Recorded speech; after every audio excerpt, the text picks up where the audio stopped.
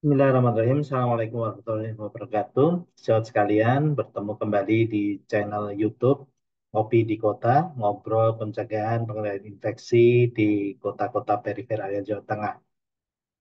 Pada video kali ini, saya akan menjawab atau berdiskusi ya, lebih tepatnya berdiskusi dan mungkin ada pertanyaan-pertanyaan yang mudah-mudahan terjawab terkait dengan KRIS atau kelas rawat inap standar dan fokusnya adalah terkait dengan desain ya, desain dari kelas rawat inap standar.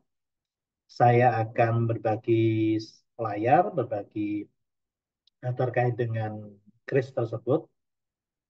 Ya, pertama kali kita mendengar KRIS, jujur saya punya beberapa sahabat yang depannya menggunakan kata KRIS gitu. Nah, ini saya menggunakan salah satu siluet sahabat saya. Tapi ternyata Kris ini bukan nama orang, ya. Dia adalah akronim dari kelas rawat inap standar. Dan sebetulnya ini berbicara terkait dengan jaminan kesehatan nasional yang kemudian menghapuskan kelas 1, 2, 3 menjadi kelas rawat inap standar dan nanti ada kelas rawat inap yang tidak memenuhi standar tersebut. Artinya ada dua, hanya ada dua bentukan saja. Nah, jadi eh,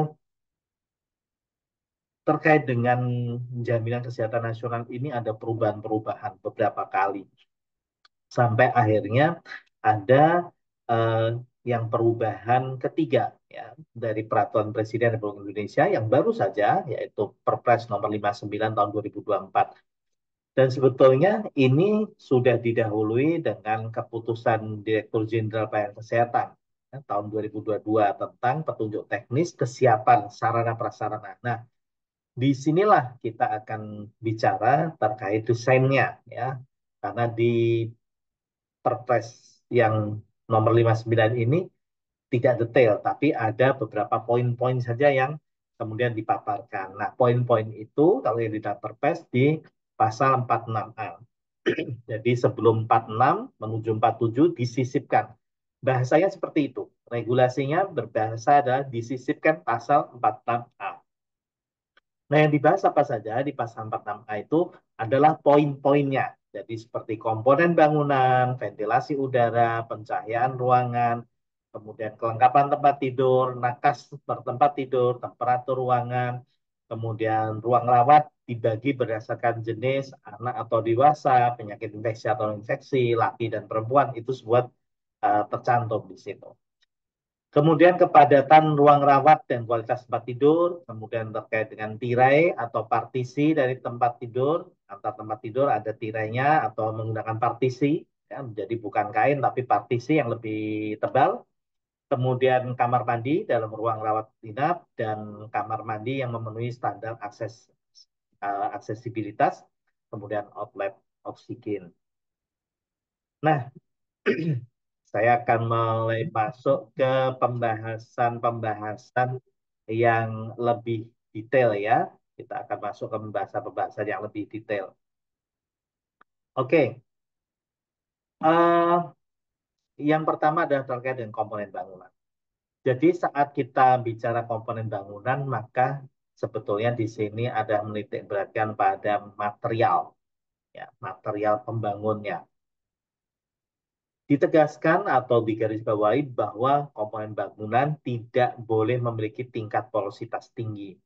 Jadi porositas itu sebetulnya ada perbandingan antara komposisi dari um, beton ya dan fluida. Nah, nanti akan ada gambarnya. Jadi uh, fluida itu bisa dimaknai dia sebagai ya kalau kita sangat familiar fluida itu adalah air atau cairan.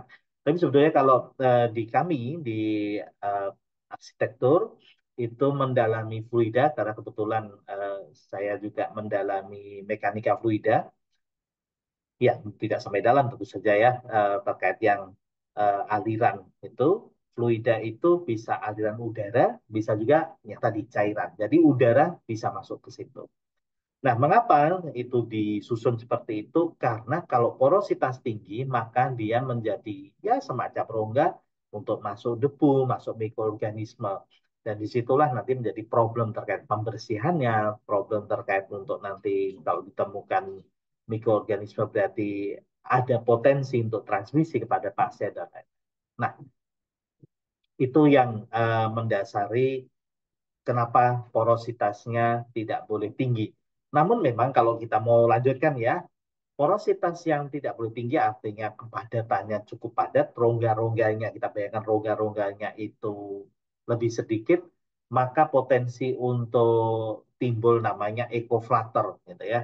Jadi pen, pemantulan ya, pemantulan bunyi atau suara misalnya itu di dinding ya, dinding porositas tidak tinggi dan itu dalam koridor, maka pemantulan bunyi itu cukup signifikan, cukup keras sehingga harus kita tangani supaya tidak merambat sampai ke dalam ruang perawatan yang nantinya akan mengganggu pasien. Nah, itu suatu hal yang unik ya. Artinya unik tuh begini, ini problem bagus. Satu sisi ini kita bicara PPI ya, pencegahan pengendalian infeksinya, oke. Tapi di satu sisi kita harus hati-hati juga ya, supaya desainnya ini jangan sampai timbul tadi ecoflutter tadi. Nah, ini eh, ada bukunya, Porous Building Materials. Jadi cukup menarik bagi yang tertarik. Dan ini ada contohnya bagaimana yang B itu yang porositasnya lebih rendah dibandingkan yang A. Dan eh, kalau kita melihat terkait dengan porositas ini juga material ini memiliki kepentingan.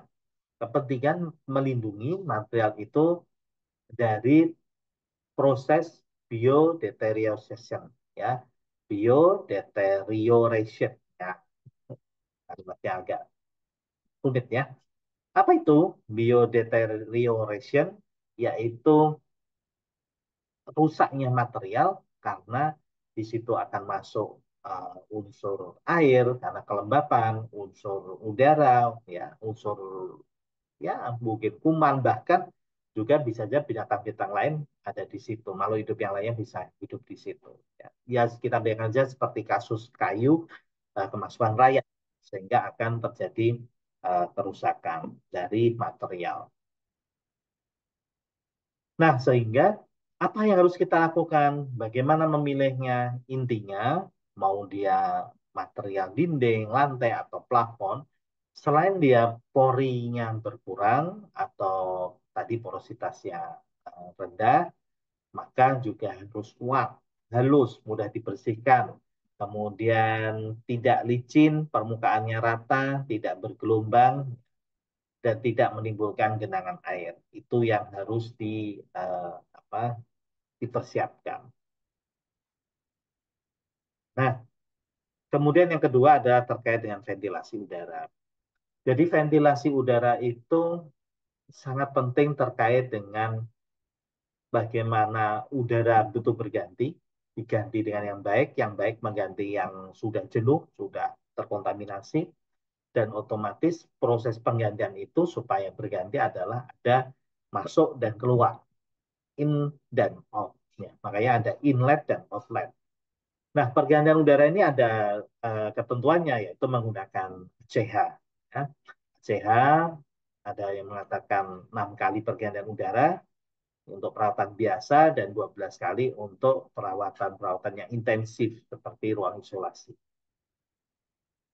Tentu saja kalau sejawat ingin melihat lebih rinci untuk ACH, sejawat bisa merujuk ke PMK 40 tahun 2022. Di situ eh, satu unit saja sudah bisa berbeda-beda. Contohnya saja, misalnya contohnya ada di CSSD misalnya, untuk apa eh, Central Supply and Storage Department. Jadi di situ betul-betul ada perbedaan. Oh, antara misalnya ruang admin dengan ruang penerimaan dengan ruang sterilisasi, ruang penyimpanan itu berbeda-beda AC-nya. Sejak bisa melihat ke situ sudah ada tabelnya di Kementerian Kesehatan. Dari Kementerian Kesehatan sudah membuatkan tabel. Nah, Sekarang bicara ventilasi, kadang kita dihadapkan dengan, oh ventilasinya alami atau mekanik. Oh bagus alami, karena mekanik itu katakanlah butuh alat, butuh biaya, butuh energi, dan lain-lain. Baik, sebetulnya tidak ada yang mutlak paling bagus ataupun artinya sempurna, tidak ada tantangan ya. Ventilasi alami sendiri, bayangkan ventilasi alami artinya kita harus memiliki bukaan jendela. Begitu kita membuka jendela, artinya ada suatu hal yang bisa masuk. Debu, binatang, misalnya serangga, kemudian penghawaan. Ya. Misalnya malam hari tidak mungkin kita buka serangga, kemudian hawa yang juga dingin, kasihan pasien. Maka dari itu ada yang tirai tidak berpori, ya, dan tirainya harus bertekstur yang mudah dibersihkan. Nah, itu kan menjadi sebuah problem lagi. Nah, maka dari itu tetap harus kita pertimbangkan. Tidak bisa kita kemudian, oh rumahnya harus begini. Di Kementerian Kesehatan juga, kalau kita lihat dari regulasi-regulasinya, tidak ada yang mengatakan harus, artinya harus itu kemudian di beberapa tempat ya, beberapa titik itu kemudian harus seperti ini, harus ventilasi alami atau harus ventilasi mekanik, tidak bisa seperti itu juga. Ya. Karena untuk mekanik pun juga harus ada pengaturannya, harus ada HVAC-nya, harus ada penghitungannya, tidak asal sembarang memilih exhaust atau meletakkan cara AC-nya seperti apa. Ya. Kami baru saja juga mendapatkan klien untuk renovasi ya, pembangunan klinik, kebetulan klinik. Klinik dan klinik itu ada ruangan untuk tindakan operasi. Nah, ini pun juga bukan hal yang mudah. Itu artinya kita mengkomunikasikan terkait dengan mekanik, gitu, di mana kita melihat loh kok AC-nya cuma AC split wall misalnya. Nah, itu pun juga bukan yang mudah terkait biaya. Ya, tentu saja ya normal orang ingin biayanya sekecil mungkin dengan hasil yang sesempurna mungkin. Nah, itu normal sekali. Tapi apapun itu, saya ingin memberikan wawasan bahwa tidak bisa kita mengatakan lebih baik ini dibanding itu, gitu, tidak bisa. Karena seperti ventilasi alami, dia harus punya jalur inlet outlet, deteksi orientasi bangunan, jadi bangunan itu menghadap kemana, gitu. Seperti kalau sejauh sekalian mengamati rumah adat ya, kebetulan saat menempuh pendidikan di arsitektur, eh, saya juga melihat rumah-rumah adat dan cukup mengagumkan rumah-rumah adat nenek moyang kita itu luar biasa. Mulai dari Krong Bade Aceh, kemudian Tongkonan Toraja, itu rumah-rumah tradisional itu orientasi bangunannya sudah dipertimbangkan arah angin kemana, dari mana kemana, arah matahari kemana. Makanya rumah adat rata-rata eh, sejajar, arahnya sama. Lain dengan rumah modern yang ada kadang ada barat, ada timur, utara, selatan. Karena ada pantuan-pantuan itu, termasuk arah angin, kemudian perlu tidaknya penambahan unsur pendingin alami. Misalnya, oke, kita mau pakai alami nih, kebetulan ini rumah sakit atau klinik atau fasiankes lainnya dia ada di eh, pulau terpencil itu, bukan terpencil ya, mungkin pulau gitu ya, bukan bukan di pulau yang besar seperti Jawa atau Kalimantan, mungkin dia ada di pulau Kepulauan Maluku atau mana itu ya, dengan keindahannya. Tapi kemudian kita ingin ada pendinginan alami nih. Nah, mungkin kita harus pilih material mana ya yang dia bisa menyerap panas tapi mengalirkan hawa alami gitu. Dan ada beberapa bangunan-bangunan, mungkin ini bukan bangunan rumah sakit yang saya sempat amati, sempat baca gitu ya. Itu eh, strategi-strateginya luar biasa. Saya menggunakan batu kali, batu kalinya pun tidak langsung dipasang, harus direndam dulu di air dan lain-lain. Ya, atau menambahkan vegetasi lingkungan seperti ada tumbuhan, pohon gitu yang menghalangi panas matahari langsung masuk, dia ada semacam filternya, tapi menambah dia dingin atau teduh. Nah, kemudian pencahayaan ruangan. Nah, pencahayaan ini juga diatur dengan standar 250 lux, jadi menggunakan alat lux meter ya, 250 lux untuk penerangan dan 50 lux untuk pencahayaan saat tidur. Seperti kalau sejawat lihat eh, lemari buku saya yang di belakang ini juga eh, redup gitu ya. Mungkin itu 50 lux ya. Dan dia atau mungkin lebih redup lagi harusnya. Itu untuk memang bukan untuk membaca ya, untuk penerangan yang lebih ya. Dan ada dari The Center for Health Design menerbitkan dokumen yang cukup bagus. Itu ada conclusion-nya bahwa ada impact, ada dampak pencahayaan terhadap outcome dari healthcare setting atau desain dari fasilitas pelayanan kesehatan. Ya, jadi dampak terkait dengan kesehatan baik fisik ataupun terkait dengan mental itu disebutkan di situ. Ini juga ada lagi dari Edward N. Torricelli bahwa ada literatur terkait dengan efek natural light on building occupants ya, pencahayaan alami. Nah, ini juga sedang digiatkan ini. Kita punya namanya Green Building Council Indonesia, di mana di situ terkait pencahayaan alami menjadi sebuah penilaian tersendiri. Nah, kelengkapan tempat tidur. Nah, kelengkapan tempat tidur terkait dengan kesehatan pasien, memudahkan pasien bila membutuhkan bantuan tenaga kesehatan, diberikan stop kontak 2, kemudian ada nurse call yang nanti terhubung ke perawat station. Nah, ini di kris harus ada. Gitu ya. Jadi pasien tidak perlu panggil-panggil, teriak-teriak, cukup pencet saja, nanti kemudian dari nurse station dia akan hadir. Nakas, ya, nakas ini sebetulnya tempat untuk meletakkan barang-barang pribadi pasien. Ya. Disarankan dan sudah tersedia yang nakas yang betul-betul memang untuk fasilitas untuk rumah sakit itu ada. Bahannya yang jelas bukan kayu. Kayu bukan dikatakan sebuah bahan yang jelek, tapi artinya memang tidak direkomendasikan kalau terkait dengan pasien gas. Karena kayu itu sifatnya memang higroskopis. Artinya dia menyerap kelembapan, menyerap air. Nah, ini yang kita hindari karena begitu menyerap banyak sekali dampaknya. Ya. Bisa dia pertumbuhan jamur di situ, kelembapannya, bisa dia untuk menjadi tempat kuman, dan tentu saja lapuknya itu bisa serabut atau serbuk-serbuknya bisa mengganggu proses penyembuhan pasien. Ya, temperatur dan kelembapan ruang, ya, suhu. Ya. Sebetulnya saya lebih suka menggunakan kata temperatur karena di beberapa buku arsitektur dia menggunakan kata temperatur. Di buku arsitektur dan di buku fisika bangunan dia menggunakan kata temperatur. Jadi kalau guru kami seorang profesor yang sangat ini telaten membimbing kami itu mengatakan jangan jangan sebut suhu. Suhu itu seperti guru gitu ya dalam bahasa Tiongkok itu dan Chinese itu suhu itu guru gitu. Dari temperatur dan kelembapan. Nah, ini diatur dalam rentang 20 sampai 26. Ya. Kita menggunakan apa alat pengukurnya ini kebetulan waktu penelitian dulu di waktu S2 saya menggunakan alat namanya intelligent meter itu untuk mengukur kelembapan juga bisa untuk mengukur temperatur. Yang menarik lagi, uh, kenapa sih suhunya 20 sampai 26 kalau AC itu kan bisa dipencet sampai 16, kenapa nggak 16? Jadi uh, iklim di tempat kita itu tidak akan mungkin akan mencapai 16 derajat Celcius. Oleh karena itu diaturlah 20 sampai 26 derajat Celcius tersebut.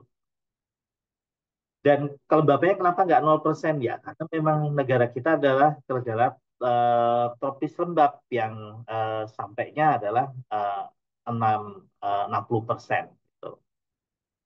Yeah. Yeah. Kita lanjut lagi. Jadi kalau bicara terkait apa terkait dengan tata udara, maka kita harus melihat beberapa aspek. Jadi kalau bicara tata udara itu tidak bisa kemudian kita hanya bicara ke temperatur dan kelembapan saja, karena ini keempat unsur ini adalah harus menyatu. Maka dari itu ada pengaturan terkait kualitasnya, pengaturan terkait sirkulasi, pengaturan terkait tekanan dan temperatur dan kelembapan. Ini harus diatur semua. Tidak bisa kalau kemudian ya sudah deh, temperaturnya hanya bicara AC, AC-nya didinginkan saja. Kalau bapaknya nggak diurusi, bagaimana airflow-nya, sirkulasinya nggak diurusi, maka akan terasa kok udara tanpa panas ya. Nah, itu karena tersebut. Ya, hal tersebut empat-empatnya ini harus ditangani. Ah, kemudian eh, pembagian ruang rawat. Pembagian ruang rawat dilakukan untuk kenyamanan dan keselamatan pasien serta pencegahan terjadinya transmisi. Dalam satu blok terdiri dari beberapa ruang rawat, ya. Eh, apa ruang rawat yang dia membagi antara laki perempuan, kemudian usia, kemudian penyakit infeksi non infeksi dan ruang rawat gabung. Jadi itulah yang kemudian nanti menjadi solusi bagi tidak adanya transmisi atau meminimalisir transmisi dan lain-lain. Nah, ini adalah salah satu eh, salah satu dari apa desain kami, jadi membagi ruangan antara yang jalur infeksi dengan non infeksi, di tengahnya ada nurse station, itu kita bagi dengan alur kerja juga tersendiri, pintu keluarnya pun juga sendiri. Nah, ini salah satu contoh. Nah, kemudian juga terkait dengan kepadatan ruang atau kualitas tempat tidur. Jadi, di crash ini ada antar tepi tempat tidur itu minimal 1,5 meter. Jarak tepi dengan tepi, bukan antar dengan as tempat tidur ya, tapi tepi ke tepi. Nah, jumlah maksimalnya adalah 4 tempat tidur. Ya, jumlah maksimalnya 4 tidur dengan ukuran tempat tidurnya panjang 200 cm, lebar 90 dengan tinggi 50 sampai 80. Nah, pada ruang rawat anak-anak ukurannya dapat disesuaikan ya. Kalau anak-anak itu karena kalau ukuran ya saya anaknya masih balita ukurannya seperti ini maka terlalu besar ya dia terlalu besar maka kita rubah ya. Kita rubah ukurannya itu boleh menyesuaikan. Kemudian tadi ya pengukurannya dari titik luar ke titik luar bukan dari as ke as ya. Dan menggunakan minimal dua posisi yaitu bisa elevasinya ya atau kita sebut dua crank. Nah, ini ada desain kami 4 tempat tidur ya. Ini pintu kamar mandinya. Kemudian ada yang 2 tempat tidur ya. Karena maksimal 4, kami kebetulan kita ukur seluruhan ruang, kita lihat, kita bagi-bagi, ada yang dapat 2, ada yang dapat 4. Ya, supaya secara estetik bagus itulah ya. Nah, ini ada 2 cranks, jadi bisa dilipat, bisa melipat menekuk begitu ya. Sekalian yang di rumah sakit atau di Fasiankes kemudian sudah sering menemui ini. Nah, ini tirai. Nah, ini juga menarik. Tirai ini yang banyak bertanya ada harus ditanam atau boleh digantung. Jadi begini, ada sebuah dokumen, tapi dokumen itu dari luar ya, dari internasional. Sebetulnya antara digantung dan ditanam itu secara relnya itu tetap harus dibersihkan. Kalau ditanam maka membersihkannya hanya di area relnya saja. Tapi kalau digantung, artinya penggantungnya ini ada batang logam yang menggantung, itu juga harus dibersihkan. Gitu. Nah, itu dan di dalam yang surat dari Dirjen Yankes itu disebutkan tirai untuk menjaga privasi dan rel menempel dengan kokoh di plafon ataupun menggantung di plafon dengan tujuan untuk keamanan dan keselamatan pasien. Ini yang menarik. Ini kata-kata ini saya kopas sejauh sekalian. Jadi ada kata-kata menempel dengan kokoh di plafon, artinya menempel dengan kokoh, tidak asal tempel dan kita harus memperhitungkan betul nih konstruksinya plafon bagaimana, ya strukturnya kuat nggak? Karena ada gaya tarik dari plafon tersebut yang kemudian nanti digantung oleh korten atau tirai. Kemudian ada kalimat berikutnya yang juga menurut saya harus dicermati yaitu ataupun. Nah, ada kata ataupun, artinya kalau tidak A maka atau B, ataupun menggantung di plafon. Jadi sejauh sekalian dengan kalimat ini tidak perlu kemudian, waduh, bingung nih kita bongkar-bongkar semuanya, ya. Apalagi kalau ternyata dari plafonnya kurang kokoh untuk menggantung itu yang ditanam. Nah, ini harus dipertimbangkan sekali. Ya, jadi aturan di Kementerian Kesehatan ini menurut saya sudah memberikan suatu kebijaksanaan dan terkait dengan keilmuan yang luar biasa. Ya. Nah, yang harus ditekankan justru ini, ya, Mas Antire, ini juga di apa surat edaran dan tadi ada terkait dengan persiapan itu yang tahun 2022 ya. Rel menempel dengan kokoh di plafon ataupun menggantung di plafon. Kalau dibenamkan atau menempel, sebaiknya bahannya non-porosif. Sebetulnya yang satunya pun juga, yang digantung pun juga non-porosif. Nah, yang ini penting, jarak tirai 30 cm dari lantai. 30 cm dari lantai. Sehingga, kenapa sih 30 cm dari lantai? Supaya dia tidak, apa istilahnya, menjuntai ke bawah sehingga nanti kotor. Percuma, nantinya akan menjadi transmisi juga di situ. Dan panjang tirai bagian yang non porosif minimal 200 cm.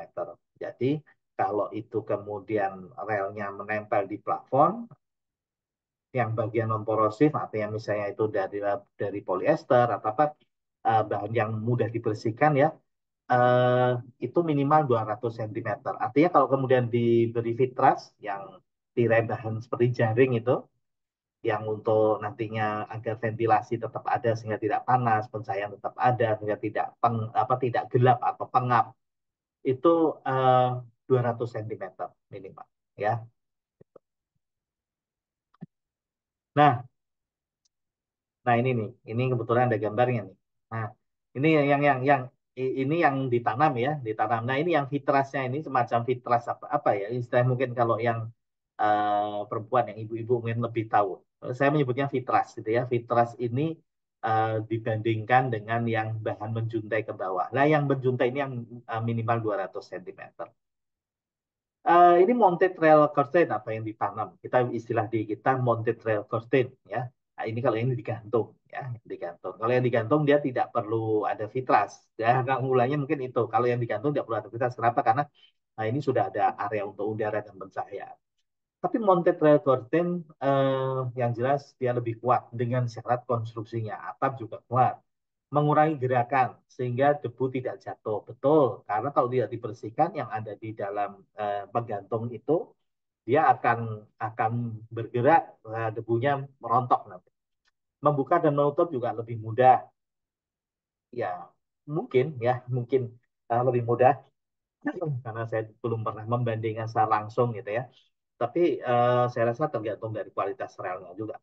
Lebih rapi karena rel tertanam ya, beberapa orang mengatakan bahwa memang lebih rapi karena tidak ada juntai-juntai menggantung, kemudian memudahkan terkait syarat tinggi ruang, kemudian tidak ada tirai yang kendur. Ya, kalau syarat tinggi ruang itu berarti eh, kalau dia di ruangan kan sekitar 2,8 sampai 3 meter.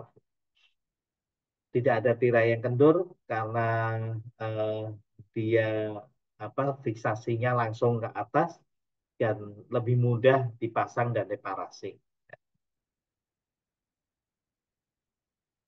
Oke, kamar mandi dan ruang rawat inap. Jadi di dalam ruang rawat inap ini ada kamar mandi dengan arah bukaannya keluar, sehingga kalau ada sesuatu hal, petugas bisa membantu dengan menarik pintu. Ya. Dan kunci pintu dapat dibuka dari dua sisi, ada ya ventilasi juga, menghitung exhaust vent dan jendela buffer atau jendela buffer. Ya. Jendela buffer yang seperti ini, ya. Jadi ini namanya jendela buffer. Kalau exhaust fan harus dihitung ukuran-ukuran. Ukuran artinya kekuatannya berapa CFM nih. Jangan kemudian asal membeli exhaust ya, tapi ukurannya berapa CFM. Nah, di dalam kamar mandi itu ada tulisan atau simbol disable, ada ruang gerak yang cukup. Kalau pasien itu menggunakan kursi roda, dia bisa untuk manuver berputar misalnya. kemudian ada pegangan rambat atau handrailnya, kemudian lantai tidak licin, permukaannya harus dipilih ya, lantainya dipilih untuk ubinnya, untuk apa keramiknya ini. Tidak boleh menyebabkan genangan, dia harus ada kemiringannya, kemudian ada bel juga sama seperti yang terhubung ke nurse station tadi yang di ruang rawat inap pasien, ada bel dan juga sama ke nurse station. Jadi kalau ada sesuatu hal pasien membutuhkan bantuan, ya, jadi kita bisa menggunakan bel tersebut. Ya, terakhir ada outlet oksigen untuk memenuhi kebutuhan oksigen pasien saat dibutuhkan dan itu diletakkan di panel tadi yang ada lampu, ada nurse station, apa nurse call, ada terkait dengan colokan listrik tadi. Itu biasanya dia terjualnya dalam satu panel. Dan dilengkapi flow meter ya, di dinding belakang tempat tidur pasien atau di bed head-nya. Baik, saudara sekalian, itu yang bisa saya bagikan terkait dengan eh, pertanyaan-pertanyaan yang berbicara terkait dengan apa eh, desain pada kris ya. Ya, memang saya rasa eh, cukup menarik juga kalau bicara kris itu eh, tidak berdasarkan persepsi saja, tapi juga kita harus melengkapi dengan adanya eh, apa adanya diskusi ya, diskusi karena setiap rumah sakit kemungkinan akan berbeda-beda dalam melakukan pembenahan existing buildingnya dengan dengan aturan-aturan yang berlaku yang baru. Sejawat saya mohon izin sekali, saya ingin berbagi informasi pada sejawat. Jadi saya mencoba menyusun buku, yang buku tersebut adalah buku yang ke-17. Jadi sudah ada 17 buku yang sudah saya tulis dan ini buku 17 saya beri judul ada Tata Bangunan Rumah Sakit Pasca Pandemi, aspek arsitektur, mikrobiologi, pencegahan dan pengendalian infeksi. Dan sekalian bagi yang berminat saya akan tuliskan nomor kontak ya, nomor kontak untuk staf kami yang akan eh, mengirimkan dan mencatat pemesanan ya di 0823 25 67 12 65. Oke, itu yang saya sampaikan. Mudah-mudahan bermanfaat dan saya akan membagikan slide saya tersebut. Mungkin bermanfaat, mungkin dibutuhkan dan sejawat tinggal menuliskan di kolom komentar alamat emailnya. Mohon dicermati alamat emailnya jangan sampai salah ya. @gmail.com-nya atau .co.id. Jangan sampai salah ya. Alamat emailnya jangan sampai salah karena akan saya kirimkan slide-nya dan uh, berharap sekali sejawat mendukung apa yang selama ini sudah kita lakukan teman-teman untuk keilmuan dan kita mohon dukungannya dengan subscribe-nya. Alhamdulillah kita sudah ada 1.300 sekian uh, subscriber dan mudah-mudahan bertambah sehingga menambah semangat kami. Terima kasih. Kita ketemu di video-video lainnya di channel Ngobrol Pencegahan Infeksi di Kota-Kota dan Daerah Jawa Tengah. Saya Dr. Ida Wahitomo, Medis Arsitektur Spesialis Mikroklinik ISKUA. Salam sehat. Assalamualaikum warahmatullahi wabarakatuh.